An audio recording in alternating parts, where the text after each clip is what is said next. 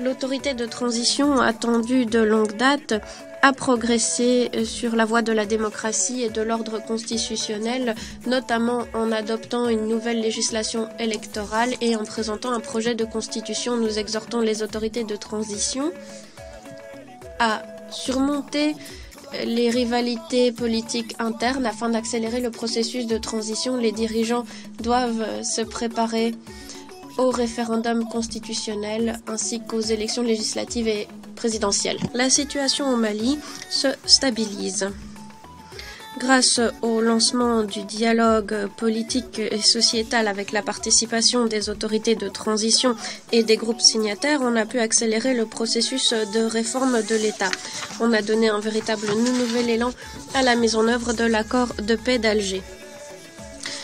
Les paramètres de mise en œuvre des programmes de désarmement, démobilisation et réintégration pour 2023 à 2024 ont été adoptés. Ces derniers mois, des documents importants ont été adoptés. Ils portent sur la restauration des institutions de l'État.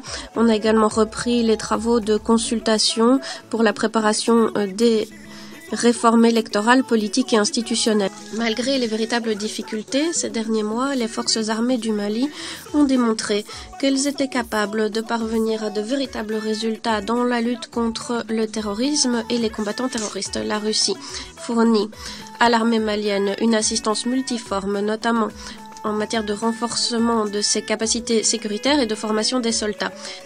Contrairement à certains États occidentaux, nous ne tentons pas de nous ingérer dans les affaires intérieures du Mali. Nous n'établissons pas de préconditions à notre assistance qui pourraient mettre en péril la souveraineté de l'État. La base de nos relations se fonde sur une relation mutuelle et une vision commune, notamment pour ce qui est de la lutte contre la menace du terrorisme. Nous appelons les pays occidentaux à cesser d'abuser du Conseil de sécurité, à respecter le choix des Maliens et à contribuer au règlement de la situation dans le pays. L'Inde et d'autres membres ont également demandé à consolider les avancées positives en matière de processus politique et de lutte contre le terrorisme. La revue stratégique de la MINUSMA, un cadre pour réévaluer les attentes du Mali, a été fortement réclamé par les membres du Conseil de sécurité.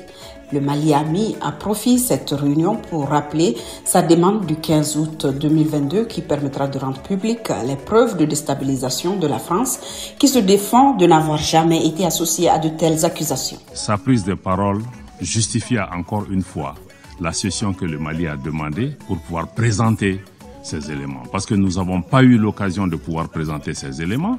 Je souhaite maintenant que la France a commencé à répondre, qu'elle donne son accord pour que nous puissions avoir cette session où, dans les plus brefs délais, l'État malien amènera à la face du Conseil de sécurité, à la face du monde, des preuves concrètes et tangibles de ce que nous mettons en avant.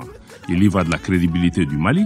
Le Mali n'a pas fait ces déclarations à la légère. Nous savons qu'il s'agit d'actes et de déclarations extrêmement graves pour lesquels nous mettons en jeu la responsabilité et la crédibilité de l'État malien. Donc je souhaite que la France soit maintenant porteur de cette demande pour cette réunion spéciale.